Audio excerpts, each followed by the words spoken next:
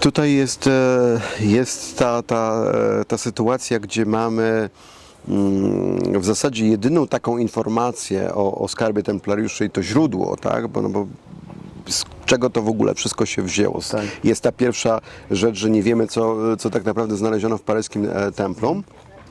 Ale taka sytuacja jakby kluczowa, startowa, to są zeznania, słuchaj, złożone podczas procesu templariuszy, jednego z członków zakonu, który zresztą został wydalony wcześniej, wiesz, i on stał się renegatem i człowiekiem króla Francji, którego w zasadzie zadaniem było jedynie opluwanie właśnie templariuszy w jakiś sposób możliwy i kreowanie różnego rodzaju takich dziwnych scenariuszy. I on to robi. Słuchaj, przeczytam ci, bo to jest taki charakterystyczne. Bo to jest w zasadzie jedyna rzecz, którą wiemy i z tego się wzięła sprawa. Powiedział również, czyli Jean de Chalon, to jest, że oni, templariusze, dają małe jałmużny, a nawet przeznaczają tylko na własny użytek wiele z tego, co otrzymują jako jałmużna. Przez cały czas spędzony w zakonie nigdy nie widział, aby ktoś został upomniony na spotkaniu kapituły. Pochopnie nadużywali papieskich zarządzeń, a w każdym prezbiterium byli duchowni na ich rozkaz, którzy nękali wielu ludzi. Więc to już jest takie, wiesz, taka coś tam. Powiedział też, że przywódcy zakonu, wiedząc o tej hańbie, prawdopodobnie, tutaj historycy do końca nie wiedzą, ale sądzą, że chodzi o aresztowanie przywódcy zakonu, uciekli i że on sam spotkał brata Girarda de Villiers, prowadzącego 50 koni, a potem usłyszał, jak ktoś mówi, że wypłynął w morze na 18 galerach, podczas gdy brat Hugo de Chalon uciekł z całym skarbem Hugo de Perrot. To jest jeden z takich czołowych właśnie, wiesz, templariuszy. I to jest wszystko, co jest na ten temat, tak? Czyli mamy ten transport morski i transport drogowy, cała, tak? słuchaj, ta sprawa jakby, nie wiem, przemysłu już wokół templariuszy, skarbu i tak dalej, bierze się tylko stąd, tak? Zwracam uwagę na to zdanie, że a potem usłyszał, jak ktoś mówi. W ogóle, wiesz, on powtarza plotkę jakąś, nic więcej, tak? 18 galer. Templariusze nie mieli okrętów, od tego trzeba zacząć, tak? Mieli własne kilka sztuk gdzieś tam, natomiast oni generalnie wynajmowali okręty. Nigdy nie było to potrzebne. Nigdy templariusze nie mieli, wiesz, swojej floty. Nie było, coś takiego nie istniało. Wyobraź sobie sytuację stricte policyjną, której król Francji wysyła miesiąc wcześniej, tak, zalakowane listy z poleceniem, żeby zostały otwarte dopiero właśnie po północy 12 października z instrukcją aresztowania wszystkich templariuszy, a wszystkich ludzi wcześniej swoich informuje, że muszą teraz śledzić. No, sobie wyobrażamy, że wiesz, i komandorie główne były śledzone, prawda, obserwowane, prawda? Jacyś trochę stan wojenny, tylko że... Tak, teraz sobie wyobraź tam tych rycerzy, te 50 koni, to w ogóle nie wiadomo, o co chodzi z tymi 50 końmi, ale okej. A już w ogóle te galery, te statki, tak? No jeżeli templariusze mieliby taką potężną flotę, wiemy, że nie mieli. A jeżeli mieliby taką potężną flotę, no to czy ona nie byłaby obserwowana? Czy nie byłoby wiadomo, że chodziłoby o to, żeby aresztować, wiesz, kapitanów okrętów, zanim oni uciekną w morze? Przecież to jest oczywiste, prawda? I tutaj mamy połączenie z Gisors. Dlaczego? Dlatego, że Gérard de Sade w swojej właśnie książce Templariusze są wśród nas zaczął teoretyzować, fantazjować bardziej, ekstrapolować właściwie to, co powiedział ten renegat i mówi, no dobra, ale prawdopodobnie było tak, że oni nie dotarli do tych galer, to jest ten skarb, tej kaplicy, którą Lomoy odkrył. Oni dotarli do Gisors i tutaj po prostu złożyli ten skarb. Dziwna w ogóle propozycja, biorąc pod uwagę, że to jest Zamek Królewski. Tak. I to są ludzie, wiesz, Filipa IV Pięknego. To nie jest Zamek Templariuszy. Możesz trochę argumentować, że wiesz, najciemniej jest pod latarnią i fajnie by było no ale ciężko mi sobie wyobrazić jednak, że nawet wiesz, gdzieś ganek podziemny może tam prowadzić, oni wprowadzają te 30 potężnych, ciężkich skrzyń, tak, metalowych i tu je ukrywają pod zamkiem, którym ręce sobie ogrzewają, wiesz, nad ogniskiem ludzie króla, tak. Także dziwna ta propozycja jest, ale okej, no w każdym razie to się bierze z tego jednego zeznania. Cała ta sprawa ze skarbem templariuszy, więc zobacz, jak to jest bardzo, bardzo kruche, prawda? Jak to są bardzo kruche podstawy. Plotka zasłyszana, tam powiedziane, coś tam i robi to zresztą, mówię, renegat. Gdyby takie zeznania złożył rzeczywiście jeden z, wiesz, z dostojników zakonu i tak dalej, w porządku, można by to było a tutaj mamy do czynienia z ewidentną konfabulacją. Dobrze, ale ludzie chcą wierzyć. Więc teraz tak. Czy poszukiwania... Bo tam na końcu jest taka akcja, że ucieka z całym skarbem Hugona de Pero. I teraz Hugon de Pero, składając swoje zeznania, on był dosyć blisko w ogóle z papieżem Klemensem V i zresztą nawet w takich dobrych układach był też z królem Filipem Pięknym przed aresztowaniem, wiadomo. I on prawdopodobnie przeczuwając, będąc jednak lokalnie tutaj we Francji, przeczuwał, co się dzieje. Być może ktoś tą kopertę jedną otworzył i przekazał. To jest bardzo prawdopodobne, prawda? Takie przecieki w stanie wojennym były po prostu, że ludzie wiedzieli. Już tak znowu do Polski. Niewielu, ale zdarzało się. Tak. Możemy się domyśleć, że taka sytuacja mogła mieć miejsce. W każdym razie Hugo de Pero wywozi skrzynię, daje skrzynię, słuchaj, jedną skrzynię do rycerzowi. Ten rycerz się ukrywa w Bretanii i przekazuje tę skrzynię rybakowi lokalnemu w Bretanii, a ten wkłada ją pod łóżko.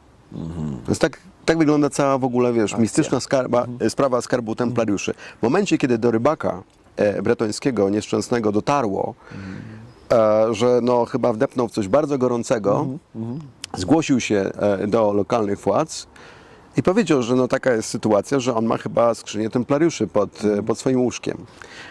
I faktycznie było tam 1000 ponad złotych monet i chyba 5000 sztuk srebrnych monet. Sporo. Ale to był chyba skarb, mógł tylko być właśnie jednego z takich dostojników. To nie na pewno jest skarb, wiesz, zakonu, tak? Jedna skrzynia, którą Hugo de Pero starał się gdzieś tam sobie zabezpieczyć na wszelki wypadek, gdyby się mu udało uciec. Więc taka dosyć żałosna sprawa. I to jest w zasadzie jedyny w ogóle skarb templariuszy, jaki został znaleziony, jaki został odkryty, o jakim wiemy, że został... Ta skrzynia. Że został w ogóle, była próba ukrycia. Okej, możemy się teraz domyśleć, że takich prób pewnie było więcej, bo skoro Hugo de Pero na to wpadł, to mogli wpaść też inni templariusze, aczkolwiek niewielki mistrz, bo o tym wiemy, że właściwie on został zaskoczony tym aresztowaniem podczas tej wizyty w Paryżu. Z Cypru, nomen omen, król Francji był tak bezczelny przecież, że dzień wcześniej Jacques de Molay i król Francji idą ramię w ramię na pogrzebie jednego z członków rodziny królewskiej, oficjalnym orszaku. Do tego stopnia, wiesz, ten człowiek zachował tak zimną krew i wiedząc o tym, że jutro tego aresztuje. A to pewnie też uśpiło, nawet jeżeli dochodziły być może do Jacques'a de Molay jakieś kwestie takie właśnie, że jakieś zagrożenie jest, no to taka sytuacja, że prawda, król się do ciebie uśmiecha i wszyscy w ogóle są mili, to pewnie cię uśpi, nie? To nie był jakiś, wiesz, Jacques de Molay, wiemy, że to nie był jakiś wybitny strateg, to był człowiek kompetentny, ale to, co pokazano później podczas procesu, pokazało, że no na pewno nie był to, wiesz, jakiś Machiavelli i bardzo zdolny strateg. W każdym bądź razie takich sytuacji mogło być więcej, ale widzisz, jak to jest chaotyczne. Skoro Hugo de Pero decyduje się zabezpieczyć jakąś jedną skrzynię samodzielnie, własnego pewnie majątku, no to tutaj gdzie jest ta kwestia tego głównego skarbu, No właśnie, bo to który miałby ważne być? byłoby chyba zdefiniowanie tego, jak ten skarb miałby wyglądać, co miałby zawierać, jak miałby być obszerny. Bo tutaj mam taką lekką paralelę, troszeczkę z bardziej współczesnymi nam czasami, skarbami nazistów, tak? Bo to też jest jakby podobna mistyka i jakby legendowość skarbów do dzisiaj nieodnalezionych, ale nawiązując do tego, o co mówiłeś, to przecież też drobne elementy jakichś drogocennych rzeczy, skrzyń ze złotem były znajdowane, choćby nawet w Bawarii. Tak. I miały pochodzić i miały być ukrywane przez dość wysokich funkcjonariuszy Rzeszy. Ale na zasadzie właśnie indywidualnych działań, bardzo prawda? pojedynczych i to Tak. nawet wysoko postawionych, ale gdzie wszystko się ograniczało do powiedzmy 2-3 skrzyń. Tak, bardzo dobrze ten przykład podajesz, bo tam też mamy do czynienia z mitem jakiegoś jednego wielkiego skarbu III Rzeszy, który się gdzieś tam może, wiesz... Tyle, że jedna rzecz. Oni mieli kopalnię Merker. Ach, no, I mieli jakby kopalnię. ten w skarb ogóle. templariuszy, tyle że nazistów, Tak. jakby wyobrażenie w całości, Tak. on został odzyskany. Tak. A tutaj nie. No tutaj nie, ale to dlatego, że właśnie skupiają się wszyscy na tej nieszczęsnej Francji. Tak.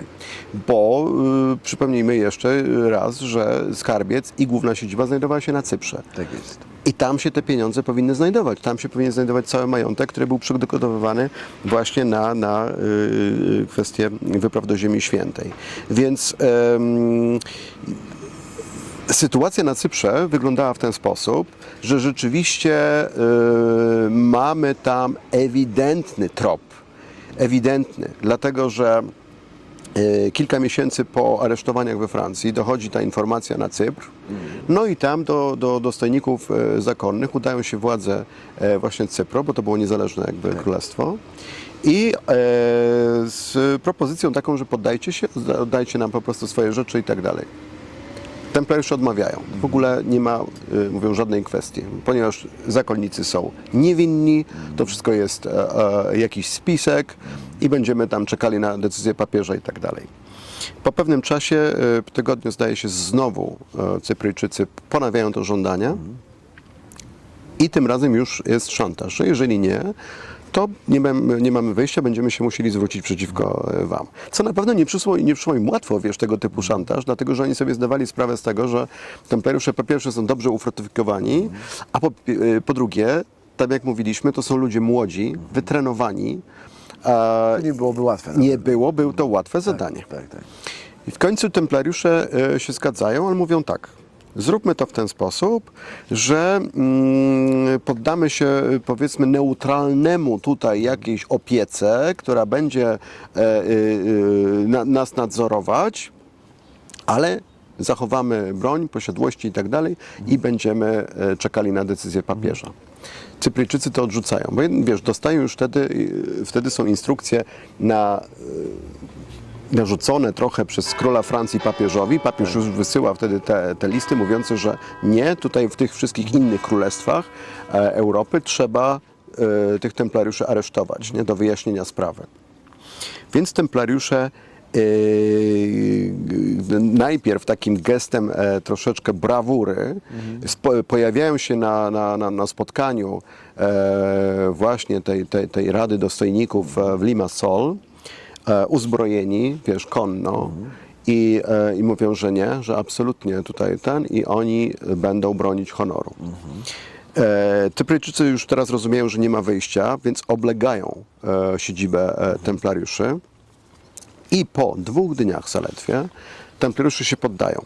Chociaż załoga i aprowizacja, co jest zresztą wymienione później w kronikach, wystarczyłoby na spokojnie na kilka miesięcy. I co się okazuje? Okazuje się, że po prostu w tym czasie skarbiec zakonny został przetransportowany podczas tego właśnie krótkiego oblężenia, albo tuż przed nim, został przetransportowany w ogóle do innego miejsca. I templariusze zyskują w ten sposób na czasie.